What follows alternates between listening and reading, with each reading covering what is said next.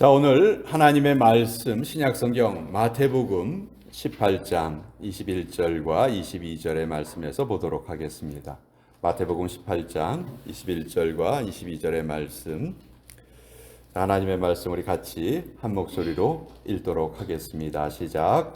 그때 베드로가 나와 이르되 주여, 형제가 내게 죄를 범하면 몇 번이나 용서하여 주리이까? 7번까지 하오리이까? 예수께서 이르시되 내게 이르노니 7번뿐 아니라 7번을 70번까지라도 할지니라. 하나님의 말씀입니다. 아멘. 잠깐 기도하겠습니다. 아버지, 고난주간의 시작일 종료주일에 우리 하나님의 말씀을 우리 받습니다. 오늘 말씀이 참 우리에게는 힘들고 실천하기 어려운 말씀입니다. 그러나 이 말씀이 우리에 그대로 적용되기를 다시 한번 소망합니다. 아버지, 말씀으로 변화되는 시간 되게 하여 주시옵소서. 예수님의 이름으로 기도합니다. 아멘.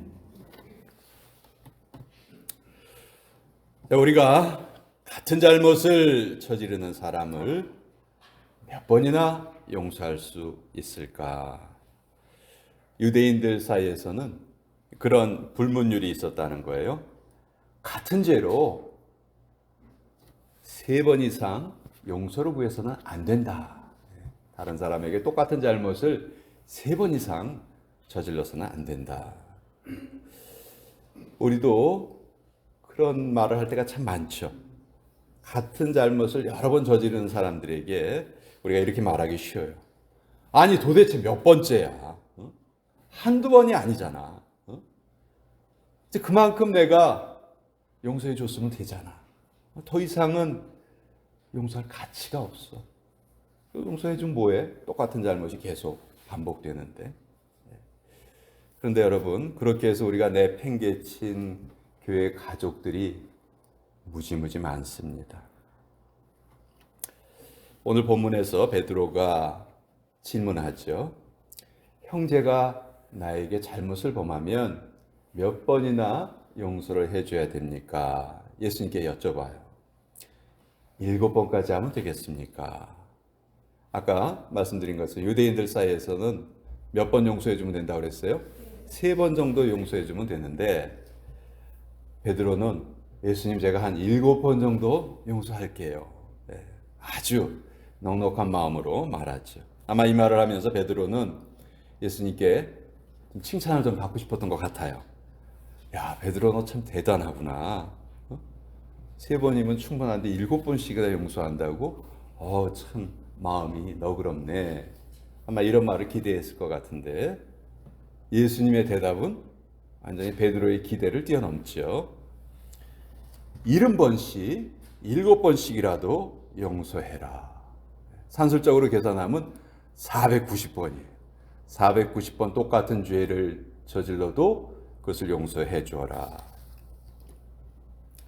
우리가 이것을 딱 숫자를 세고 있다가, 그래, 나 이제까지 490번 용서했으니까 이번서부터는 안 돼. 요번 491번째야. 안 돼.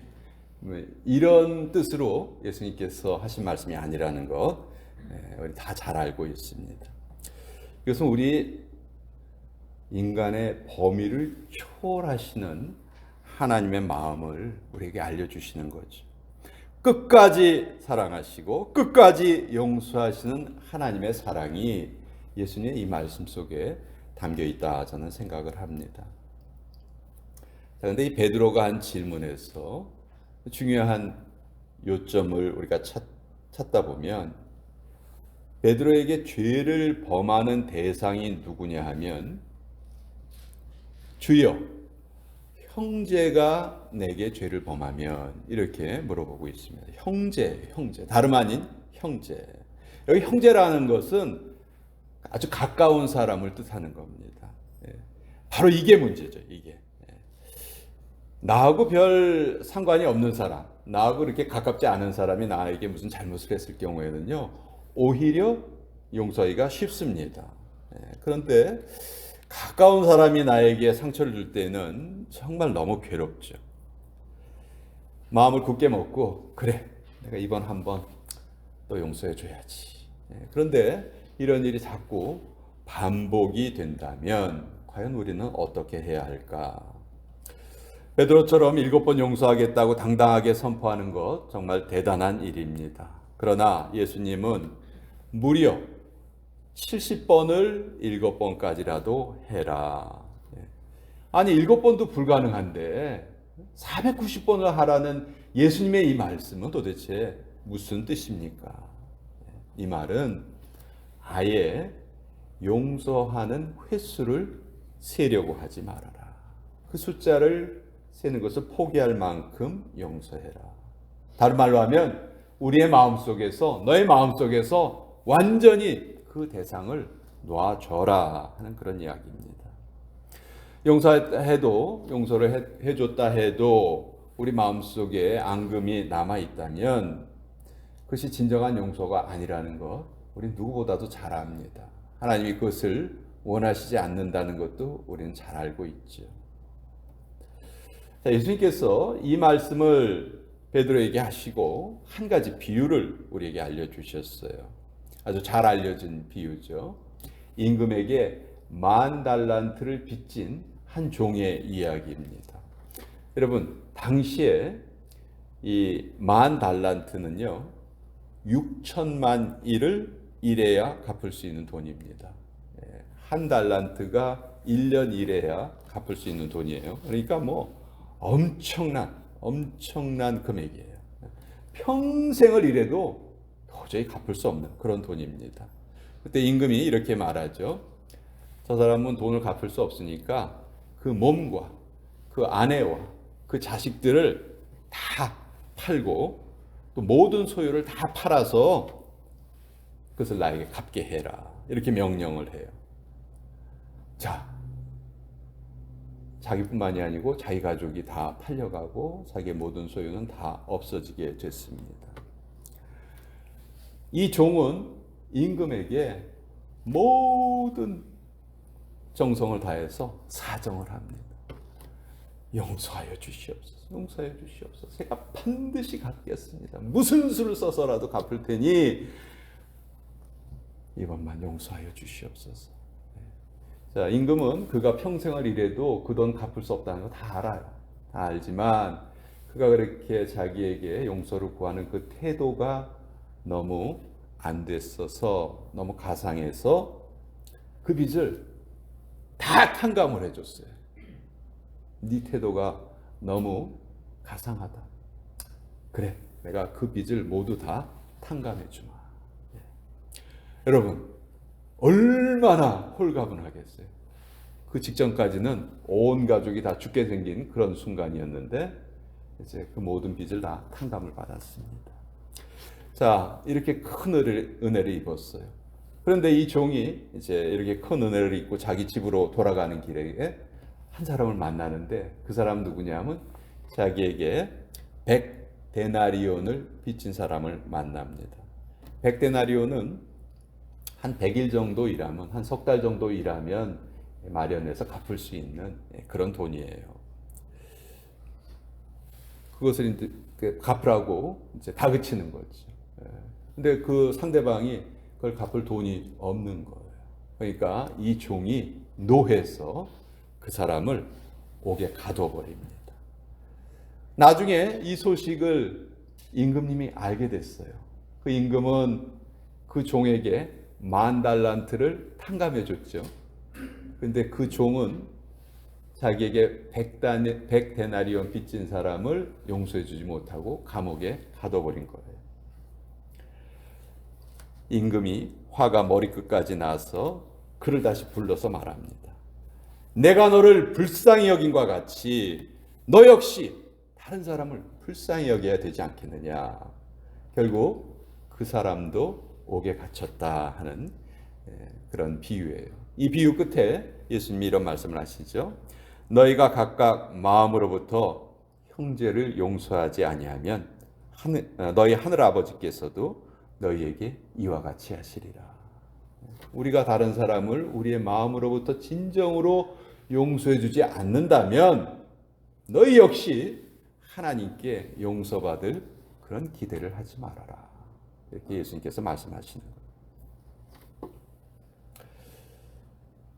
쉽게 말하면 우리에게 상처 입힌 사람들을 몇 번이라는 숫자로 한정시키는 그런 용서를 하지 말고 아예 우리의 마음으로부터 놔줘라 하는 것이죠. 그러면서 이사야서를 보면 하나님의 마음이 잘 계시가 되어 있는데요. 이사야서 43장 25절에 곧 나는 나를 위하여 내 허물을 도말하는 자니 내 죄를 기억하지 아니하리라. 하나님께서는 우리의 죄를 기억하지 않으시겠다 이렇게 약속을 해주셨거든요. 그러니까 하나님의 용서는 내가 지금까지 너를 몇 번 용서했다 그것을 세고 계신 그런 용서가 아니라는 것이죠. 하나님 우리를 그 죄의 저주로부터 온전히 풀어주신 그런 용서를 해주신 거예요. 자, 이게 성경의 말씀입니다. 이 말씀을 우리는 이제 마음에 담고 살아가야 하는데 우리가 함께 모이는 이 공동체 안에 미숙한 자가 있고요. 실수하는 자들이 있습니다. 나 역시 예외가 아닙니다. 나 역시 모든 부분에 다 성숙한 자가 아니죠. 나 역시 실수로부터 완벽하게 예외인 그런 사람이 아닙니다. 나도 실수하는 사람이고 나도 미숙한 사람이죠.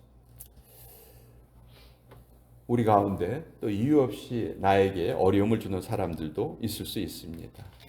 전 그때 이 비유를 우리가 좀 같이 읽어봤으면 좋겠습니다. 자, 나를 한번 봅시다. 내가 지금까지 살아오면서 하나님 앞에 내가 저지른 잘못이 얼마나 많은가.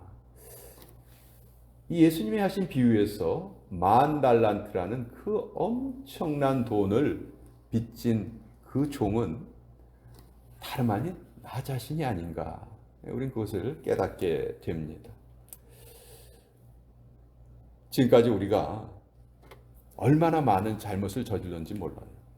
하나님이 얼마나 실망하시고 얼마나 마음이 아프셨겠습니까? 그런데도 우리가 우리의 죄를 고백하고 하나님 앞에 용서를 구하면 하나님께서는 그 죄를 다 용서해 주셨어요. 그리고 하나님 또 동일하게 우리에게 말씀하십니다. 너 역시 타인을 긍휼히 여겨야 된다. 이렇게 말씀하시는 거예요. 저는 인간사에서 가장 어려운 문제가 용서의 문제라고 생각을 합니다. 생각만 해도 치가 떨리는 그 사람, 나에게 지워지지 않는 상처를 남긴 그 사람을 내가 어떻게 용서할 수 있을까? 단적으로 말하면요, 완전한 용서의 마음은 보통 사람의 마음에선 생기지 않습니다. 내가 누군가를 진정으로 용서했다면 나는 기적을 체험하고 있는 거예요. 내가 누구를 용서한다는 것은 기적을 만들고 있는 거예요. 왜냐하면 하나님의 마음을 담지 않고서 인간의 마음만으로 용서를 한다는 것은 불가능한 일이거든요. 그러니까 우리가 누구를 용서했다 하는 것은 우리 기적을 만든 것이죠. 이렇게 용서가 어려운데도 하나님께서는 우리에게 용서하라 하고 명령하십니다. 권유가 아니에요. 야, 네가 좀 용서 좀 해줬으면 좋겠다. 이 말씀이 아니에요. 용서하라. 이거는 아주 준엄한 명령이십니다. 자, 용서가 명령이란 말은 무슨 뜻인가요? 우리가 할 수 있는 유일한 대답은 네, 순종하겠습니다. 이것밖에는 없다는 말이에요. 하나님 그런데요, 이게 통하지 않는다는 것이죠. 내가 용서할 마음이 생기면 용서하겠습니다. 내 기분이 좋으면 용서하겠습니다. 나중에 한 번 더 생각해 볼게요. 우리가 하나님의 이 명령 앞에서 이런 태도를 취할 수가 없다는 말이죠. 그래서 저는 오늘 여러분과 함께 용서를 하기 위한 3가지 원칙을 함께 배우고 또 함께 실천을 해봤으면 좋겠습니다. 저 역시 이 부분이 가장 연약한 부분이기 때문에 여러분과 함께 이 말씀을 나누면서 또 한 번 더 배우기를 원합니다. 자, 용서를 하기 위한 첫 번째 단계, 이거는 상대방을 있는 그대로 받아들이는 것입니다. 어떻게 받아들이라고요? 있는 그대로. 네. 내가 원하는 대로 상대방이 변해야 된다 하는 환상을 오늘 이 시간 이후로 우리는 완전히 우리의 마음에서 버려야 돼요. 내가 어떻게 하면 저 사람을 변화시킬 수 있을까? 이렇게 생각하면 모조리 다 실패한다는 거죠. 아니, 하나님도 아직 그 사람을 변화시키지 못하셨는데 내가 어떻게 상대방을 바꿀 수가 있습니까? 그래서 용서를 하기 위한 첫 번째 단계는 다른 사람을 그냥 있는 그대로 받아들이는 거예요. 있는 그대로. 싸움이 뭐 복잡한 데서 생기는 줄 아세요? 아니에요. 아주 간단한 데서, 아주 사소한 데에서 싸움이 생깁니다. 야, 어떻게 그것도 못 고치냐? 우리 이런 태도를 가지기 쉽죠. 근데 이제 이게 바뀌어야 돼요. 그럴 수도. 어떻게 그럴 수 있나? 이게 그럴 수도 있지. 이렇게 바뀌어야 되는 거예요. 상대방이 바뀌는 것이 아니고 내가 바뀌어야 된다는 것을 철저하게 인식하는 것, 이것이 용서의 첫 번째 단계예요. 용서의 첫 번째 단계가 뭐라고요? 타인을 있는 그대로 받아들인다. 있는 그대로 받아들인다. 두 번째는 조금 더 어려워요. 내가 그 사람을 있는 그대로 인정해주면 그 사람 역시 나를 좋아할 거야. 이 환상에서 벗어나는 겁니다. 이 환상에서 벗어나는.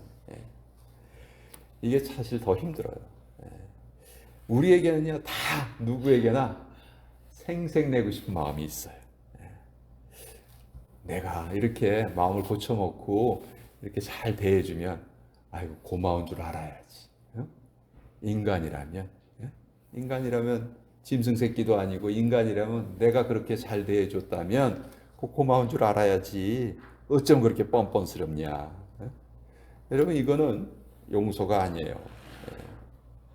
내가 바뀌었다 할지라도, 내가 그 사람을 있는 그대로 다 받아들여 줬다 할지라도 상대방이 나에게 고마워하고 상대방의 태도가 변하리라는 보장은 전혀 없습니다. 전혀. 이게 너무 중요해요. 더 쉽게 말하면 내가 그 사람을 인정해주고 사랑해주고 용서해주기로 결심했지만 이제 그 사람이 나를 인정해주고 나를 사랑해주고 나를 받아들이는 것은 내가 할 일이 아니라는 거예요. 누가 하는 일이에요? 그 사람이 하는 일이에요. 그 사람이. That's none of my business. 야, 내가 너를 이렇게 다 받아들이고 용서했는데 너는 왜 안 바뀌는 거야? 이 말은 할 필요도 없고 또 할 수도 없는 말이다. 해서는 안 되는 말이다. 그것은 그 사람의 몫이다. 그 사람이 알아서 할 일이다. 자, 첫 번째는 상대방을 있는 그대로 받아들이는 것이다. 두 번째는 내가 그를 아무리 사랑을 해도 그 사람이 내가 원하는 대로 변한다는 보장은 없다 하는 것을 기억하는 거예요. 그리고 마지막 세 번째입니다. 내가 누군가를 용서했다면 그때부터 내가 쳐다봐야 할 초점은 더 이상 그 사람이 아닙니다. 누구입니까? 하나님이십니다. 그를 지으신 하나님을 바라보기로 결단하는 거죠. 잠언서 16장 4절에 보면 여호와께서 온갖 것을 그 시음에 적당하게 지으셨나니 악인도 악한 날에 적당하게 하셨느니라. 악인마저도 하나님께서는 하나님의 섭리에 의해서 적당하게 허락하셨다. 성경이 우리에게 알려주고 있습니다. 이걸 우리가 마음속에 받아들이는 거예요. 이 단계에서 사람을 바라보지 않고 하나님을 바라보는 이 단계에서 우리의 믿음이 아주 쑥 자랍니다. 그 사람이 아닌 그 사람을 지으신 하나님의 주권을 인정하면서 우리의 자아가 완전히 깨져버립니다. 다른 사람을 정죄하려는 그 사탄의 특성을 가진 우리의 본성이 완전히 부서지고 마는 거예요. 그리고 그 자리를 하나님의 성령께서 채워주시는 것이죠.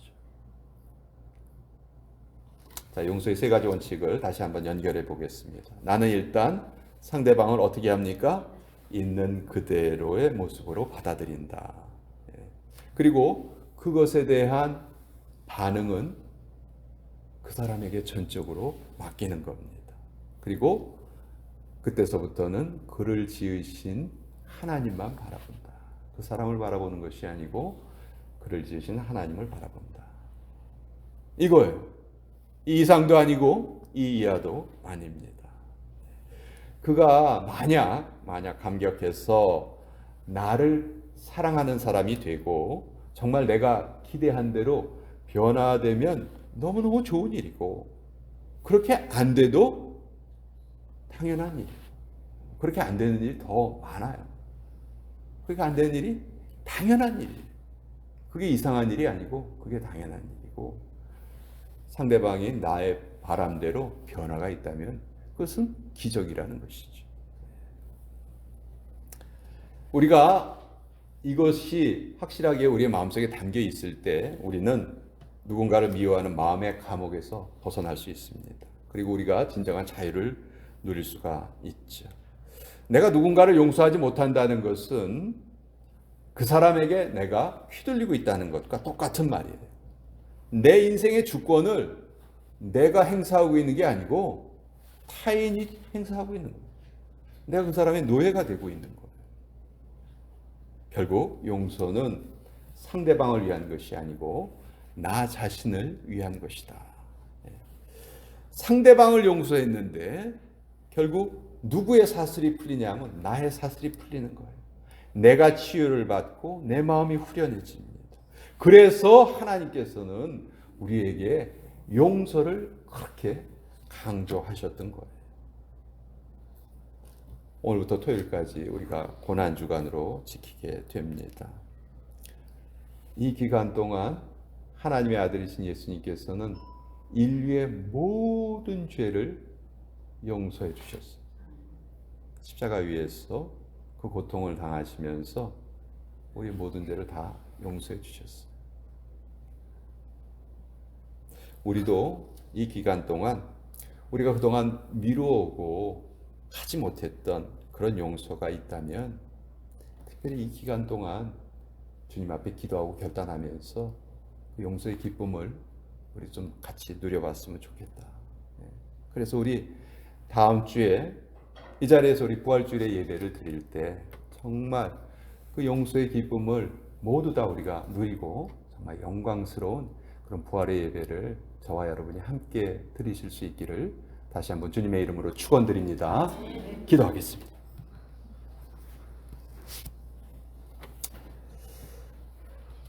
은혜로우신 아버지 하나님, 우리가 살아가면서 아직도 해결하지 못하는 그 용서의 문제들이 있습니다. 우리의 마음속에 앙금이 남아 있습니다. 그러나 우리가 형제를 용서하지 않는다면 하나님께서도 우리를 용서하지 않으신다는 그 준엄한 말씀 앞에 다시 한번 우리는 우리의 마음을 추스립니다. 아버지, 우리에게 용서의 마음을 부어 주시옵소서.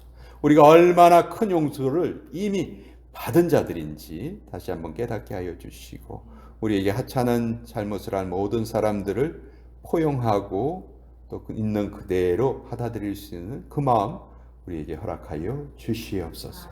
예수님의 이름으로 기도합니다. 아멘.